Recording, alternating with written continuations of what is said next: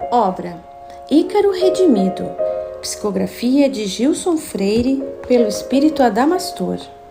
Capítulo 6. Fisiopatologia da autodestruição. Em verdade vos digo que todo aquele que comete pecado é escravo do pecado. Jesus, João 8:34. Alberto, depositado em confortável leito, respirava com certa tranquilidade, mas não dava ares de recuperação imediata. Arregalava os olhos buscando inutilmente divisar o exterior, mas somente conseguia enxergar os próprios pensamentos, desalinhados e caóticos. O efeito calmante do sono induzido se esgotara e o infeliz retornava à vivência de seus terríveis pesadelos. Que falta faz o sentimento de religiosidade para um espírito atormentado? Exclamava Heitor. Se nosso amigo tivesse alimentado fé sincera, motivada por crença, qualquer que fosse, estaria em melhores condições de reagir hoje. Se ele não voltar a orar com lhaneza, não se colocará em condições de colher as energias divinas que o envolvem. Ele não cultivou esse hábito e aprendeu a confiar somente em si mesmo. Não alimentou a vida do espírito e deixou-se convencer de que apenas o vazio o esperava depois do túmulo. Ele não está habituado a perceber os estímulos de nosso meio e não consegue se desvencilhar dos tormentos íntimos. Temos de aproveitar o potencial de bondade e uma humildade que ainda traz no espírito. Achávamo-nos na casa de apoio, nosocômio, dedicado aos recém-socorridos do vale, em quarto acolhedor e individual. O ambiente, mantido ainda na penumbra, contava com isolamento acústico e tênue luz azulada, a fim de não perturbar o repouso do enfermo com estímulos prejudiciais. Sua dispneia não fora de todo sanada com a traqueostomia, porque os delicados alvéolos pulmonares achavam-se também lesionados pela prolongada hipóxia, que é o baixo teor de oxigênio no sangue.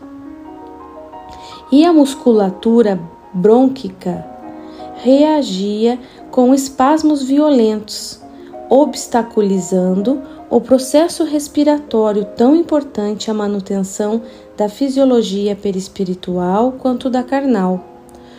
O coração batia desalinhado e aflito na tentativa de compensar a baixa taxa de oxigenação reinante. Um quadro em tudo semelhante à enfermidade asmática se instalara em Alberto. Os amigos do plano terreno, habituados aos efeitos drásticos dos medicamentos de potente ação no quimismo da carne, perguntar-se-ão se porventura o plano espiritual não disponibilizará de recursos de igual natureza em tais circunstâncias. Certamente que qualquer médico gostaria de contar com a ajuda de substâncias broncodilatadoras, que são substâncias farmacologicamente ativas que promovem a dilatação dos brônquios usadas nas crises asmáticas. Em momentos como este, não nos iludamos, os remédios podem ajudar, mas seus efeitos, quando aplicados com o princípio dos opostos, se fazem acompanhar de reações adversas que levam ao aprofundamento subsequente da lesão que intencionam sarar. A cura real somente pode ser alcançada pela ativação das vias do próprio equilíbrio, do contrário, não se mantém no perispírito, conquanto possa se suster por algum tempo na carne, simulando uma solução segura para o processo mórbido.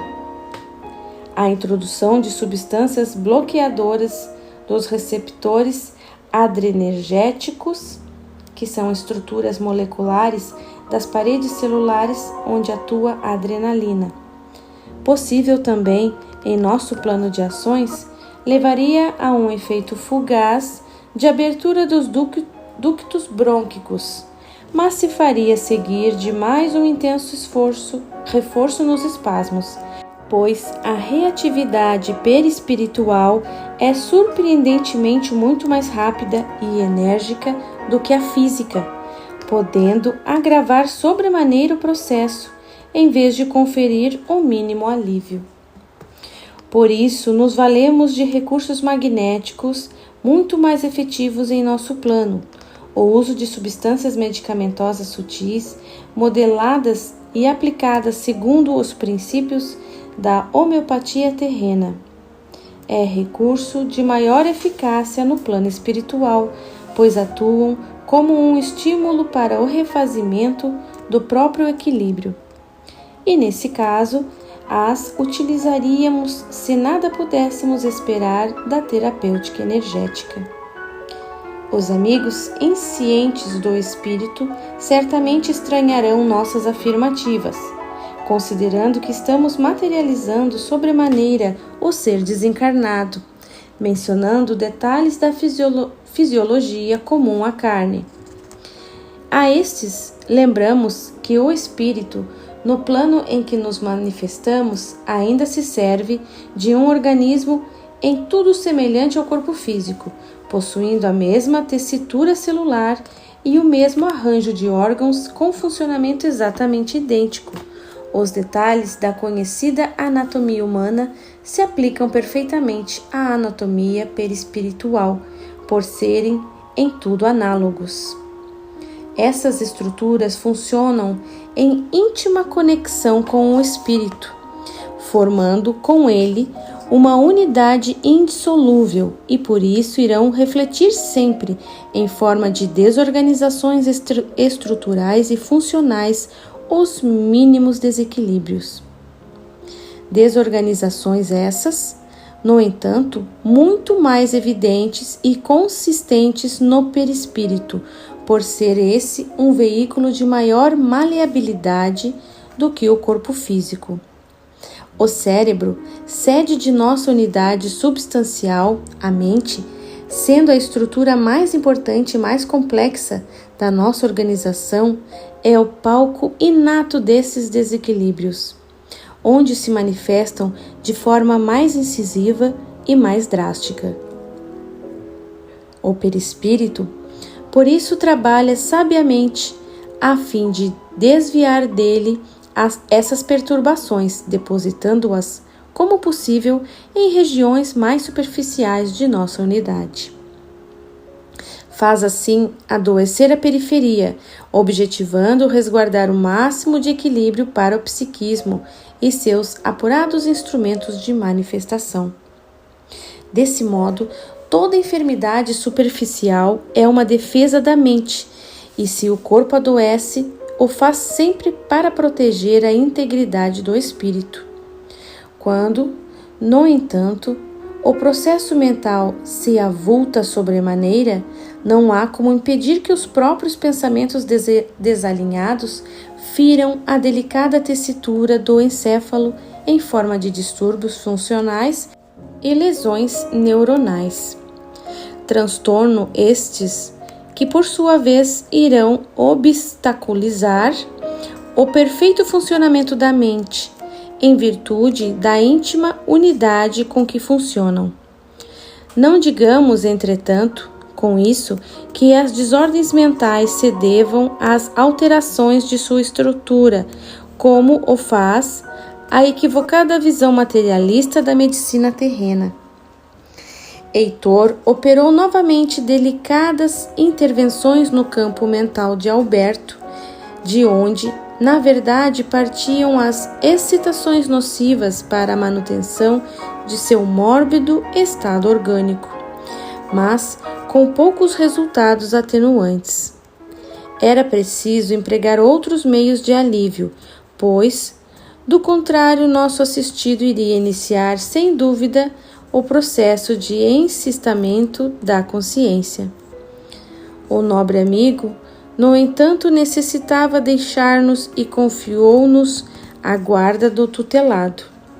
Estava convencido de que a misericórdia divina far-se-ia presente através de nossos modestos recursos e despediu-se agradecido e contente pelos resultados até então alcançados. Não antes, naturalmente, de comprometer-se a nos ajudar no que fosse possível, pois estaria acompanhando de longe o seu tratamento, envidando todos os esforços necessários à sua recuperação. Retornaria nos momentos devidos para nos orientar no que fosse preciso. Assumimos naquela hora a tutela de Alberto. Adelaide, colocando-se ao meu lado, dava mostras de que dividiria comigo a responsabilidade e juntos conduziríamos o seu processo de recuperação. Ela se admirava, no entanto, de Heitor ter partido sem nos esclarecer alguma coisa de sua história e nem sequer nos orientar quanto às providências a serem tomadas no cruciante instante.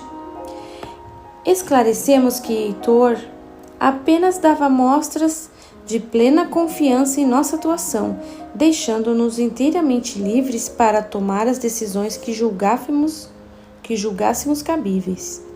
Sabia que iríamos mobilizar todos os recursos para a condução do tratamento e colocando em nossas mãos todas as decisões que o caso demandava. Evadia-se humildemente, evitando nos roubar os méritos do sucesso se porventura o obtivéssemos.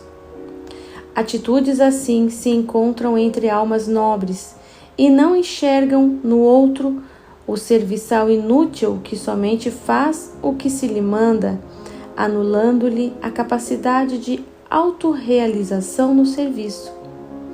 Certamente que ele estaria vigiando nossas ações e não se eximiria de intervir caso adotássemos procedimentos errôneos que viessem a prejudicar o seu tutelado. A sós, diante do amigo que sofria, de pronto nos interessamos pelo seu drama. Despertou-nos o desejo de conhecer-lhe o passado para melhor ajudá-lo. No entanto, não era ainda o momento, pois Alberto parecia caminhar para a inconsciência, ou mesmo um processo de ovoidização. E era preciso adotar providências mais urgentes. Posteriormente, caso fôssemos bem-sucedidos, então seríamos convocados a penetrar em sua intimidade com maior precisão, a fim de conduzi-lo a um efetivo restabelecimento. Ofegante, o infeliz reassumia a posição fetal como se recolhesse em si mesmo. A desvitalização perispiritual nos mostrava a incapacidade de resposta eficaz aos estímulos energéticos ou mesmo aos medicamentos de que dispunhamos. Seus membros enrijeciam-se e os movimentos oculares rápidos demonstravam a imediata reentrada nos pesadelos cruciantes. Convidei Adelaide a um exame mais minucioso do enfermo, com o propósito de adotar as providências cabíveis. O quadro configurava todos os efeitos da doença autodestrutiva ainda intensamente atuante, e aproveitamos o ensejo para detalhá-la à amiga, interessada em aprender para melhor servir. Vejamos, Adelaide, disse-lhe, procurando envolvê-la no interesse pelo estudo. A que ponto pode a louca desventura do autoextermínio conduzir o ser? Observemos a completa desorganização de nosso suicida, a fim de compreendermos com mais detalhes a sua fisiopatologia. Sei que são velhos hábitos da nossa medicina que parecem atender muito mais à curiosidade do que ao sincero desejo de ajudar, mas certamente conhecer primeiro é o caminho para se melhor interferir depois. Adelaide, com o olhar irradiando bondade, postou-se para acompanhar as minhas observações. A autodestruição opera graves danos à organização perispiritual, sobretudo nas delicadas estruturas encefálicas, onde induz suas lesões mais importantes. Para se compreender, essa patologia da alma, conhecida em nosso meio por psicólise, que é uma palavra composta de psique, termo grego que significa espírito ou mente, e lisis, ruptura, destruição. Logo, psicolise é a deteriorização das forças psíquicas. Ou autocatálise. É preciso entender o comportamento das forças que operam no perispírito e identificar as etapas do processo desencarnatório, momento em que se estabelecem as suas perturbações. Em nosso plano, o perispírito, também chamado de psicossoma, é entendido como um organismo energético impulsionado por duas forças básicas, uma de expansão e outra de contração. O primeiro impulso, caracterizado como hiperdinâmico, tem caráter construtivo, operando crescimento, atividade e aumento do metabolismo. O segundo, o hipodinâmico, gera repouso, diminuição de metabolismo e degeneração. A contração faz decrescer o tônus vital e a expansão o dinamiza. Portanto, não são movimentos necessariamente espaciais, porém dinâmicos e vibracionais. A expansão promove construções de órgãos para atender às necessidades do espírito, impulsionando a vida, enquanto a contração os destrói, protagonizando a morte. Morte que nunca é fim, mas apenas mudança de plano de manifestação, permitindo-se com isso a constante renovação do organismo. Do equilíbrio e alternância entre essas duas pulsões nascem todas as atividades operacionais do perispírito e, consequentemente, do corpo físico.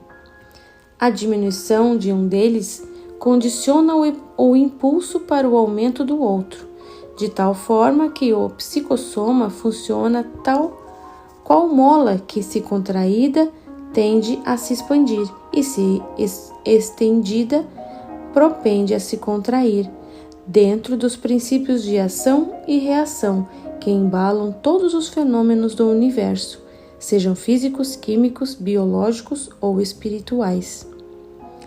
A elaboração evolutiva dessa forma se faz pela alternância entre ciclos de retração e de expansão, com resultados efetivos no desenvolvimento constante do espírito. Por essa razão, crescimento e destruição, vida e morte devem se alternar no palco da evolução, onde uma é apenas condição que propicia o desenvolvimento da outra. Isso faz ainda da evolução, qual onda de fases opostas, uma trajetória de ascensão, entrecortada por períodos de desfazimentos. Assim se faz o progresso que, como todo ciclo, deve alternar suas fases. Tal é a mecânica da criação, que não permite acúmulos em um único sentido. De outra forma, o espírito seria eterno na matéria e não amadureceria para a realidade maior que o aguarda. Os momentos do nascimento e da desencarnação são os instantes em que se pode verificar com maior precisão a atuação dessas duas forças perispirituais. Precedendo a reencarnação, o perispírito é dominado pelo impulso contrativo, condensando-se em uma diminuta unidade celular, processo conhecido em nosso plano como restringimento ou miniaturização, cuja intensidade está intimamente relacionada à condição de cada espírito, sendo tanto mais intensa quanto menor o seu patrimônio evolutivo. Ao entrar em contato com a carne, abraçando um óvulo fecundado, o perispírito deflagra o movimento oposto, expansionista, realizando-se com impressionante desenvoltura a rápida expansão da maturação embrionária. O impulso de contração, no entanto, não está por completo detido e segue impondo ritmos de pequenos retrocessos ao organismo, induzindo-o a destruir momentaneamente o que fez, porém apenas para se refazer, movimento chamado de catabolismo. O impulso expansionista predomina nitidamente, realizando-se o crescimento orgânico, movimento denominado pelos fisiologistas de anabolismo. Dessa forma, o metabolismo orgânico se compõe de uma fase de crescimento, a anabólica, interposta por uma outra de destruição, a catabólica. Ao atingir seu ápice em torno da metade do período da vida na carne, quando o organismo chega à maturidade, o impulso expansionista inicia seu decréscimo, perdendo paulatinamente a potência, permitindo assim que o contraimpulso volte a predominar. Instala-se o envelhecimento, o catabolismo passa a imperar sobre o anabolismo e o ser entra em automática e comedida autodegeneração orgânica, que irá culminar com a completa morte da matéria. Chegando ao fim da fase contrativa, o perispírito deixa o corpo e transfere-se a consciência para um novo plano de manifestação. A unidade perispiritual é, então, embalada por novo impulso expansionista, reconstituindo-se outra vez em renovado e refeito organismo, completando-se assim o seu ciclo que em breve se reiniciará em novo nascimento na matéria. As forças perispirituais embalam consigo não somente o metabolismo físico celular, mas também a consciência, pois essa igualmente se apoia sobre uma base energética.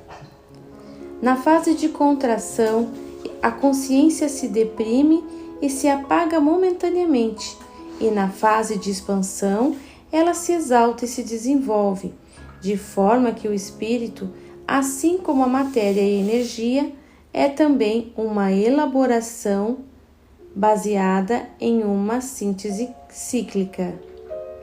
E sempre que se inicia uma nova fase de expansão, tanto a consciência quanto a forma passam por período de refazimento, na qual se reconstroem, recapitulando as etapas já percorridas em seu processo de desenvolvimento. Assim é que o crescimento embrionário refaz, em curto espaço de 9 meses, os milhões de anos que já perpassou na evolução. E o mesmo se verifica na morte física, quando a consciência, após breve período de contração, novamente se expande, reconstituindo-se quase que imediatamente e recapitulando todas as etapas vividas em sua última reencarnação.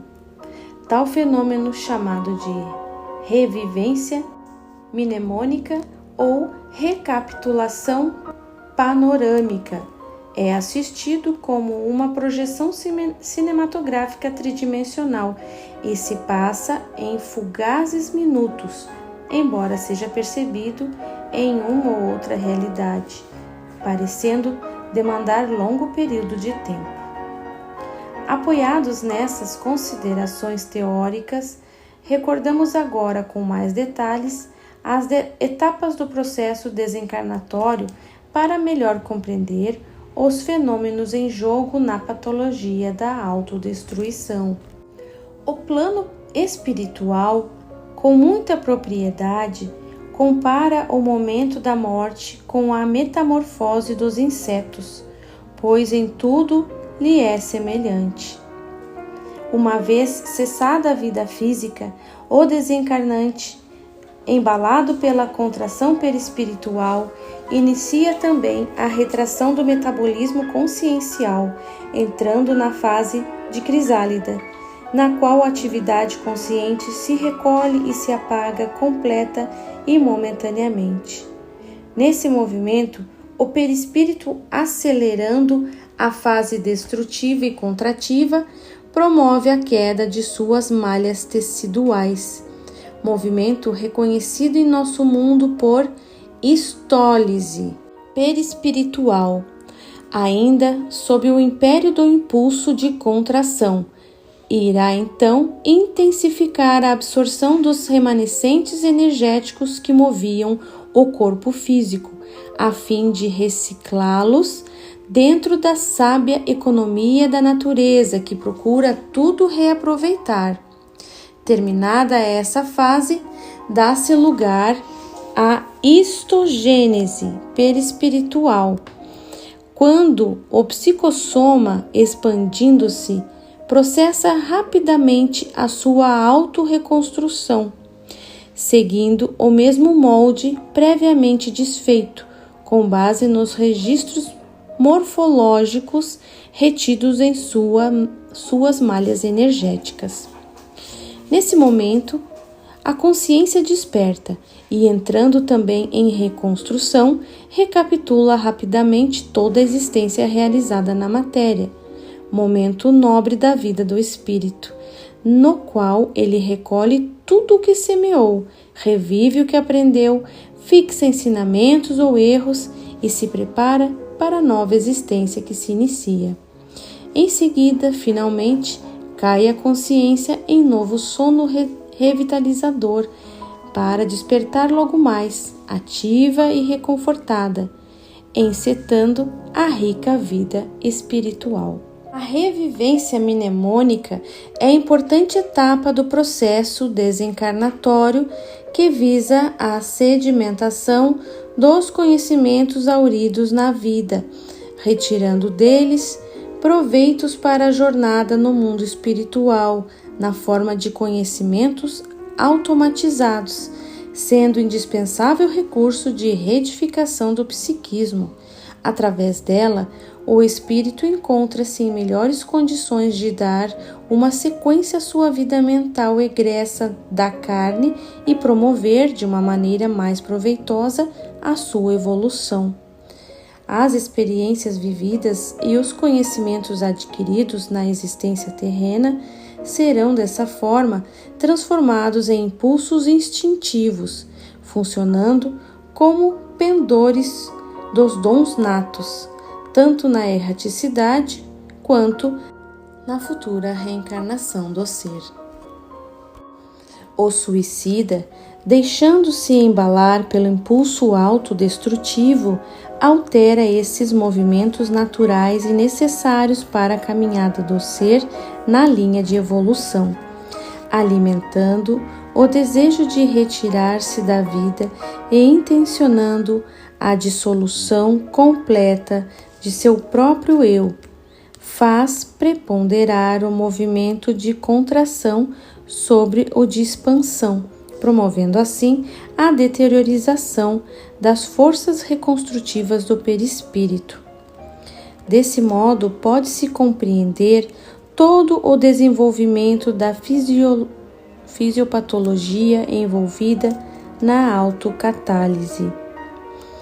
Como o perispírito é sumamente muito mais sensível às ações da mente que o corpo físico, refletirá de forma instantânea e intensa os profundos desequilíbrios oriundos da psicólise, e será ainda no momento da desencarnação que essas alterações far-se-ão sentir de modo mais proeminente, deixando depois suas marcas indeléveis registradas em dismorfias perispirituais atípicas.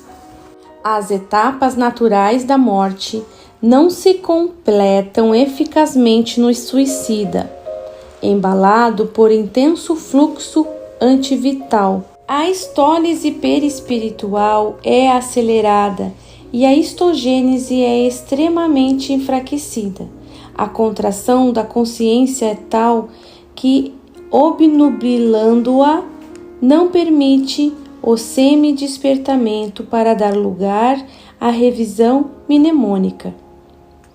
A assimilação dos eflúvios vitais remanescentes do corpo físico não se conclui, de forma que o cordão fluídico por onde trafegam os impulsos comunicantes entre esse e o psicossoma permanece ativado, unindo ambos em fortes liames e fazendo com que os fenômenos de decomposição sejam sentidos pelo desencarnante.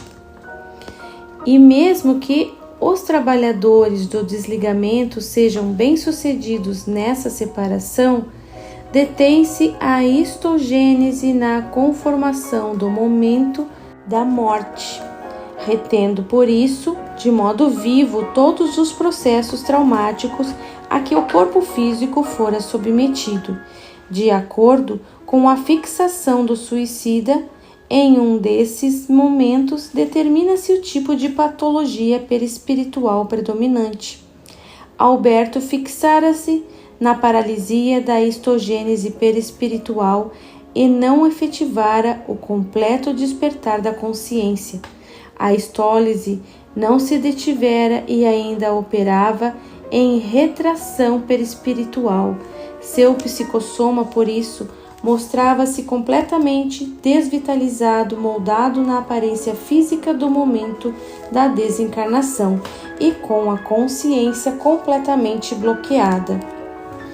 A revivência mnemônica não se estabelecera e o impulso de reconstrução fora completamente inibido, revolvendo-se o infeliz em adiantado contraimpulso vital, embalado pela doentia vontade de não viver.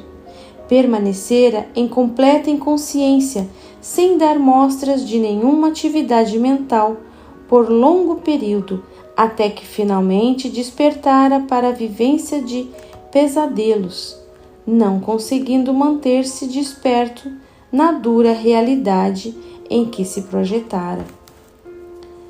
Conhecendo a complexa patologia da psicólise, o homem encarnado poderá melhor ajuizar-se quando a gravidade de suas levianas ações ao acelerar as forças destrutivas de sua alma, não somente ao engendrar o suicídio consciente, mas se permitir agredir de forma insciente e inconsciente através do abuso de substâncias tóxicas de toda a natureza que lhe facultem os prazeres fugazes, a fuga de suas insatisfações, em que pesem todas as condições adversas que obstaculizem a plena concretização da felicidade na terra.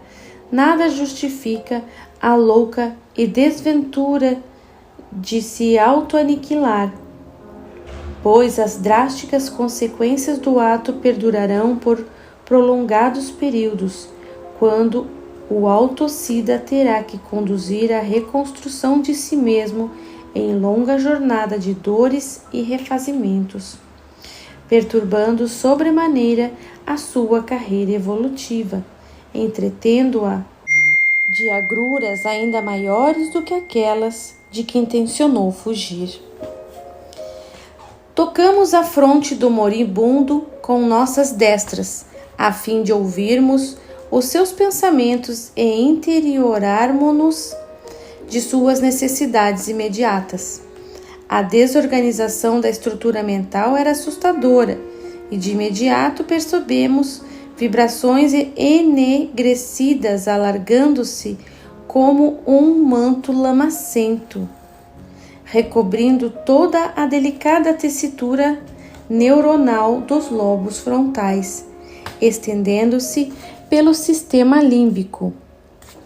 As meninges, delicadas lâminas defensivas do sistema nervoso central, tentavam desesperadamente recolher essa substância tóxica, concentrando-a em si mesmas. Como Adelaide expressasse espanto nas delicadas feições, considerei: são as energias do pessimismo, da angústia e da negação de todo o potencial divino depositado em nosso espírito. Essas forças degradadas, geradas e alimentadas por uma doentia vontade autodestrutiva, caracterizam um processo depressivo de longa duração, minha amiga. A amiga permaneceu silente enquanto seguíamos nosso estudo. Alberto mostrava ter vivenciado prolongado período de autodesvalorização, promovendo com isso a destruição das forças espirituais que sustentam a consciência. Tal sentimento funciona não somente como material isolante das potências sagradas que trafegam pela mente e que fazem a manutenção do eu, como contamina toda a malha neuronal em que se assenta o pensamento. Engendrado pela própria vontade doentia e nutrido pelas frustrações, a livre realização dos intentos ególatras, depois de longo tempo, passa a funcionar por retroalimentação automática, como se tivesse existência própria, degenerando todo o delicado maquinário encefálico. Nosso amigo trazia toda a tela mental enegrecida por essas emanações degradadas. O centro coronário empalidecido, sofrendo o bloqueio temporário das energias divinas que o mantém, não conseguia dinamizar as outras peças do cérebro. Até mesmo a articulação mental das palavras estava impossibilitada porque as ondas mentais, originárias dos núcleos conscienciais, não atingiam a área de Broca. O hipotálamo sobrecarregava a hipófise com estímulos desesperantes de síntese de adrenocorticotróficos, objetivando uma resposta contra a iminente ameaça de ruína orgânica. Toda a região somestésica estava coberta por manto cinzento, determinando o bloqueio de quase toda a sensibilidade proprioceptiva. A obstaculização das conexões do sistema límbico impedia a perfeita troca de estímulos entre o hipocampo, o giro parahipocampal e o corpo amigdaloide, ameaçando a instalação de uma verdadeira ablação bilateral dos lobos temporais. Além disso, a interrupção do círculo de Papez se impunha como uma necessidade defensiva contra a grave depressão e a ansiedade desmedida. Em uma desesperada tentativa de evacuar essas energias degradadas, as células da glia trabalhavam intensamente defendendo a integridade da delicada tessitura neuronal, com o sacrifício de seus próprios metabolismos. Captavam as emanações pestilentas, drenando-as nos vasos que se dirigem à pia mater, onde se acumulam de modo assustador.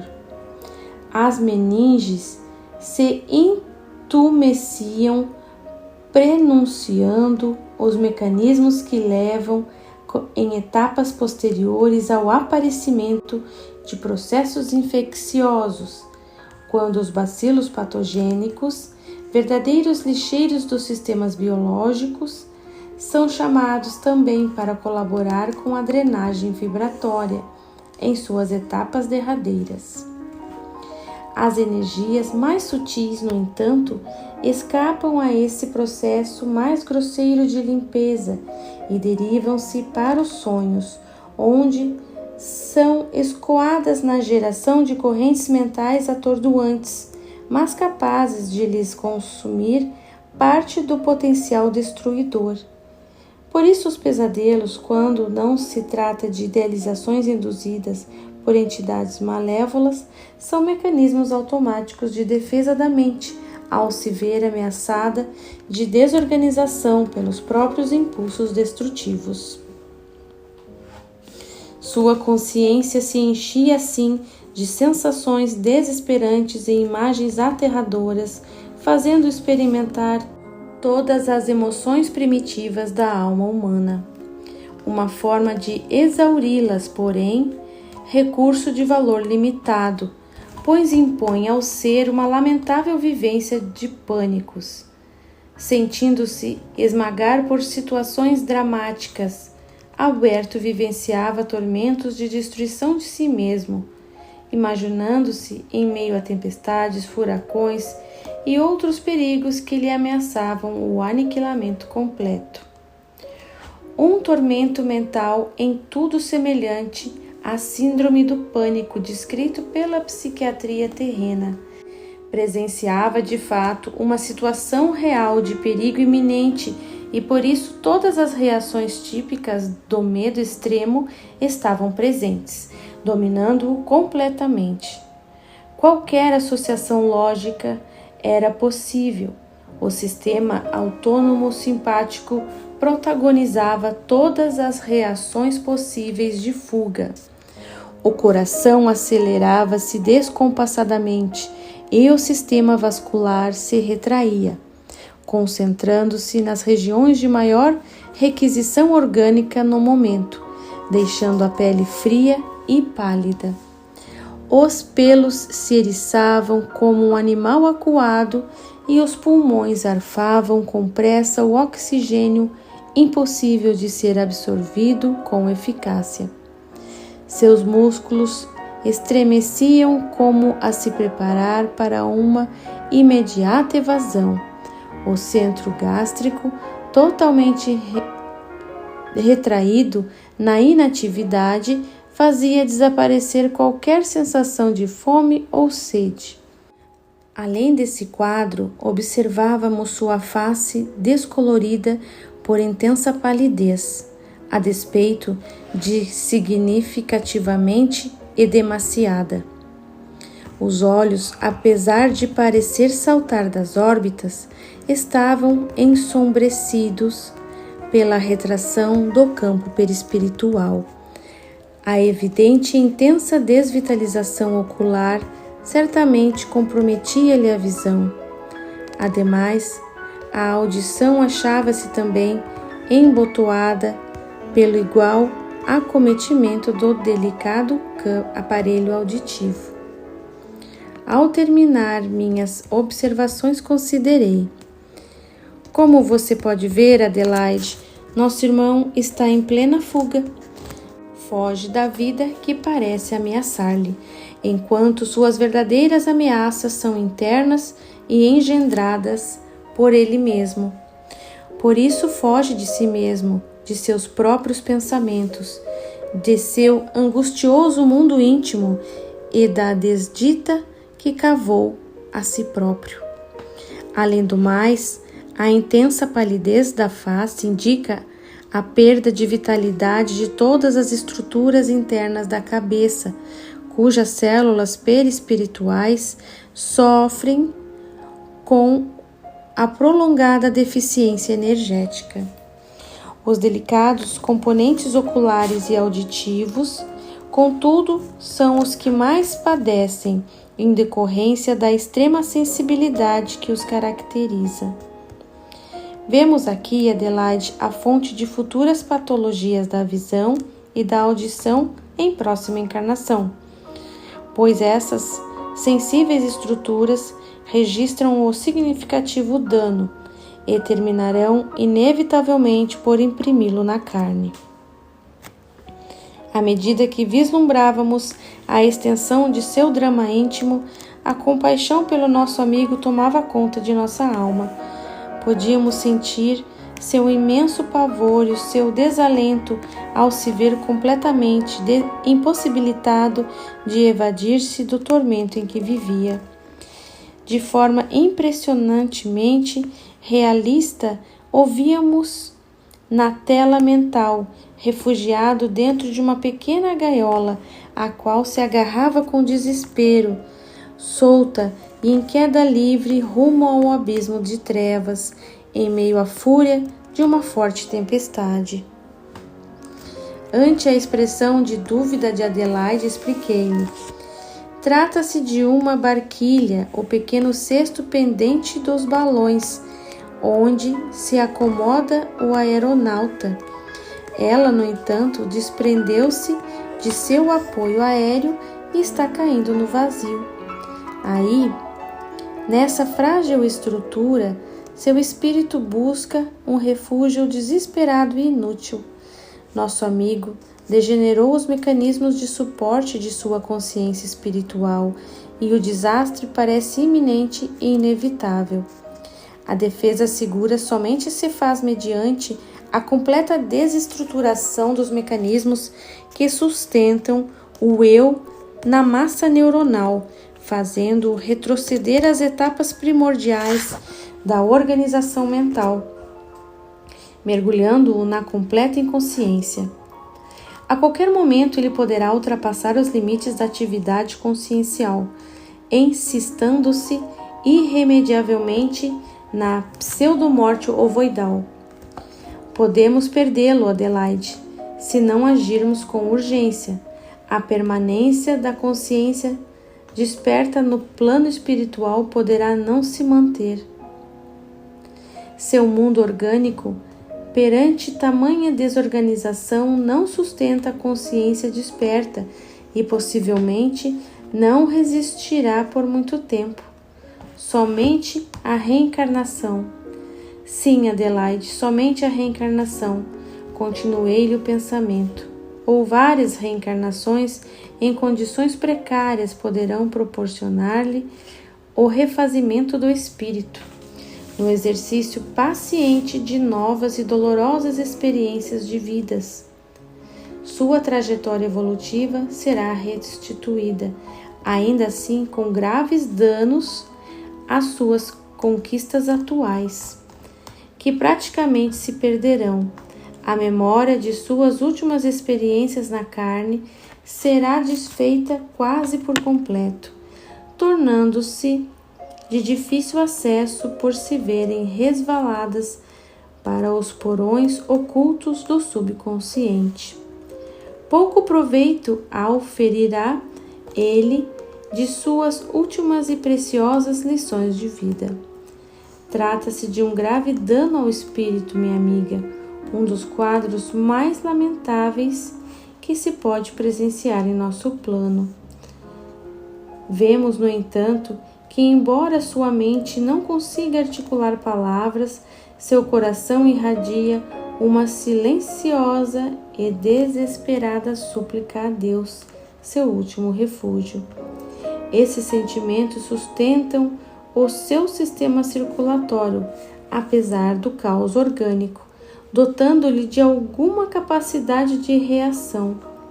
Aí reside um pequeno potencial de resposta que temos de aproveitar agindo rapidamente. Resta-nos ainda um último recurso. Vamos recorrer à embrioterapia sem demora. Não há outro caminho. A janela deixava-nos entrever os alvores da aurora, prenunciando um novo dia, ofuscando com miríades de matizes pálidos o manto de estrelas que rapidamente se esmaecia no veludo purpúreo da abóbada celeste. O encanto do momento ensejava-nos a presença do divino e recolhemo-nos em sentida prece ao Senhor da vida, para que nos ajudasse a realizar algo em favor daquele desventurado suicida. Nossos corações se inundaram de sentimentos elevados que, recaindo sobre ele, o apaziguaram momentaneamente, de modo a prepará-lo para a breve incursão na carne.